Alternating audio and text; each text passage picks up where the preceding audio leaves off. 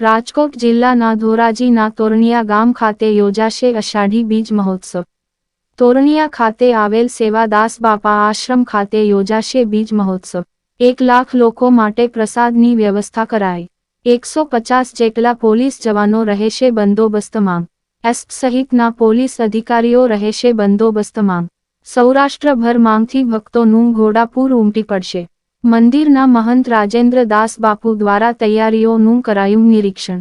ભજન ભોજન અને ભક્તિનો અનેરો સંગમ।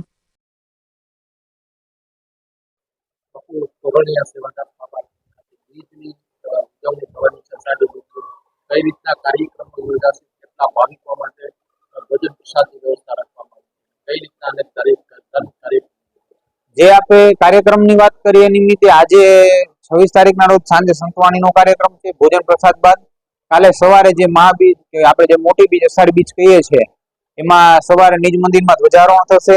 સવારે 10 વાગે બટુ ભોજનનો કાર્યક્રમ રાખેલો છે અને આપણે 11 વાગ્યા પછી અવિરત પ્રસાદી ચાલુ રહેશે અને સાંજે બી સંતવાણીનો ભવ્ય કાર્યક્રમ રાખેલો છે।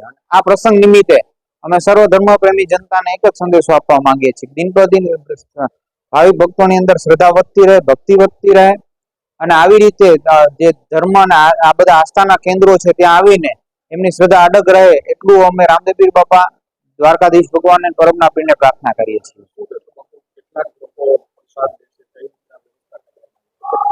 અમારે બંને દિવસનું થઈને 50-60 હજાર માણસનું રસોડું રાખવામાં આવેલું છે। આજ અને કાલે બંને દિવસ બંને ટાઈમ ભોજનની વ્યવસ્થા રાખવામાં આવી છે। ચા પાણી ભોજન બધી જ વ્યવસ્થામાં રાખવામાં આવી છે।